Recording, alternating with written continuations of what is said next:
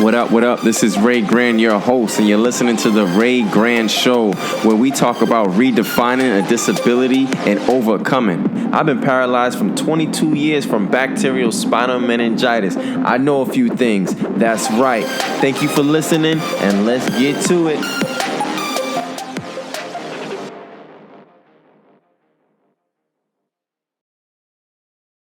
Good day, people. This is Ray Grand, your host. Thank you for listening. I greatly appreciate you for tuning in. And we are on the 7th week of 10 ways to be the best version of yourself. And this week is week number 7. And yes, we will be talking about perspective. Ooh, don't I love perspective? There's a story online on the internet that I read that there was two brothers. And these two brothers had a father that was an alcoholic, and the father would drink a lot and be combative and beat the mom. However, one brother saw the father and said, well, since my father was alcoholic and treated my mom wrong, I will not drink alcohol because I see the outcome when my father drank. The other brother saw the father drink and said, well, my father drank, so when I have problems, I'm going to drink too. So very interesting how they both had two perspectives and they made a choice. However, let's get into perspective for this week. Perspective, you guys know I love to read definitions. So the definition of perspective is the art of drawing solid objects on a two-dimensional surface so as to give the right impression or of their height, width, depth, and position in relation to each other when viewed from a particular point. Another definition is a particular attitude toward or way regarding something or a point of view. I like to look at it like this. If you're standing 1 feet away from the basketball hoop, you have a certain perspective. You can either shoot it, lay up, or dunk it.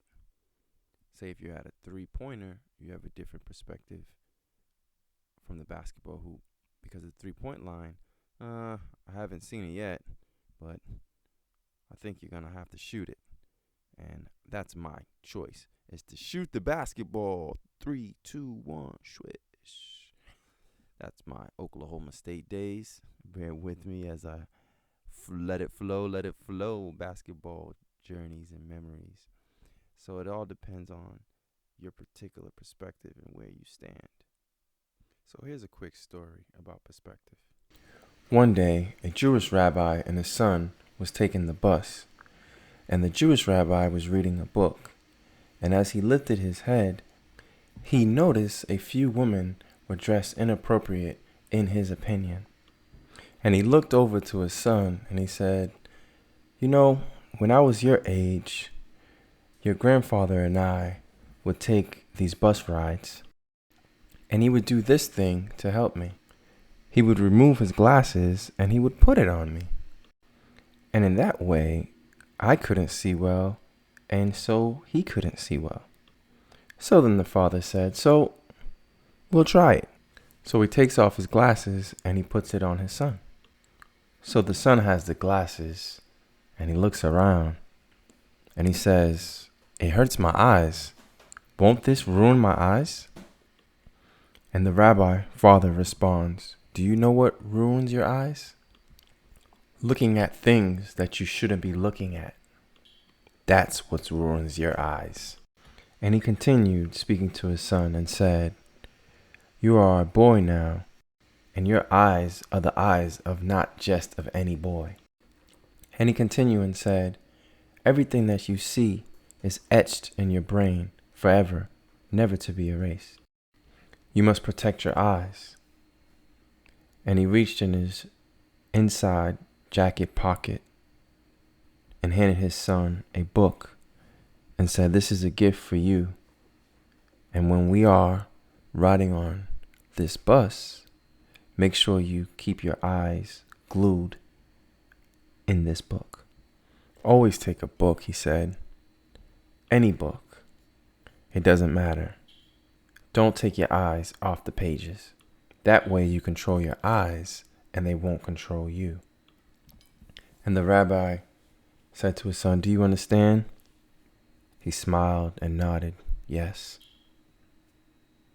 And the rabbi tapped him on his cheek and they both smiled. And he took the book and he put the book close to his heart. The GPA takeaway for perspective is what you focus on is what you will do. So let me break that down. The rabbi told his grandson to focus on the book and have his eyes glued to it.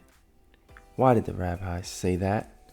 Because he knew what was in the book would enrich him in his mind and things that he would do in the future. How did the rabbi know this? Because your thoughts become feelings, and those feelings eventually become actions, and those actions become a result. So let me give you an example. Have you ever listened to love music? Yeah, I have too. And when you listen to love music, you think about love and all the things that love has. So imagine listening to angry music and fight music.